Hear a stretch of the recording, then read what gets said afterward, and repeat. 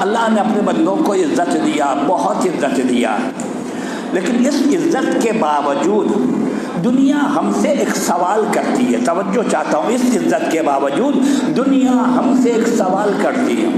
جب علی کی اتنی عزت ہے تو علی کے چاہنے والے کم کیوں ہیں؟ توجہ چاہتا ہوں.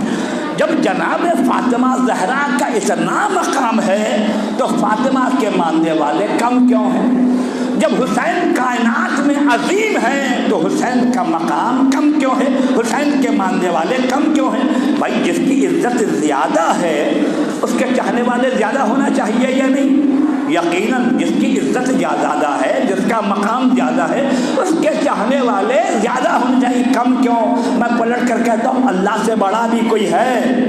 اللہ بہت بڑا ہے، خالق ہے، مالک ہے، انکا لعلی کل شیء قدیر ہے. اللہ کے چاہنے والے کم کیوں ہیں؟ ابلیس کے چاہنے والے زیادہ کیوں ہیں؟ درود بھیجیے محمد اور آل محمد. اللہ کے چاہنے والے کم ہیں، لا الہ الا اللہ کا کلمہ پڑھنے والے کم ہیں. کافر بہت زیادہ ہیں، اللہ کو نہیں ماننے والے بہت زیادہ ہیں. یہ کیوں؟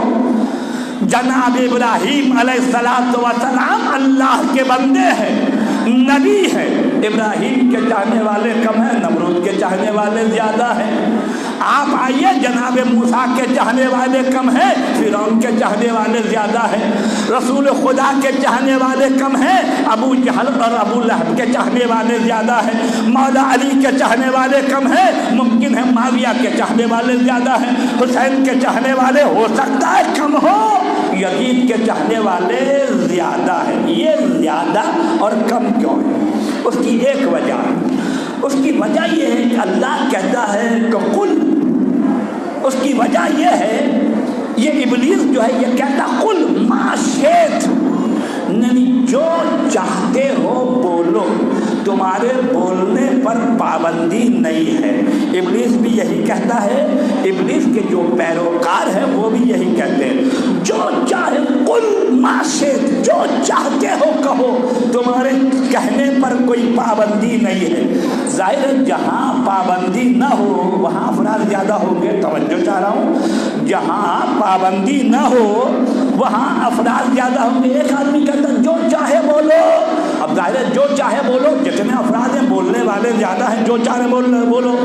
اور ایک آدمی کہتا ہے کہ دیکھو گالی مت دو، غیبت مت کرو، حرام مت بولو، گانا مت گاؤ، تہمت مت لگاؤ، اتہام مت لگاؤ، کسی کو بدنام نہ کرو، یہ پابندی ہے. تو ابلیس کہتا قل ما شئت، جو چاہو وہ کرو. لیکن قرآن کہتا قد افلح المؤمنون الذین هم فی صلاتهم خاشعون والذین هم عن اللغو والمعرضون. مومن وہی ہے جس کو کامیابی ہے جو نماز وقت کے ساتھ پڑھے اور فاضل بات نہ کرے. درود بھیجیے محمد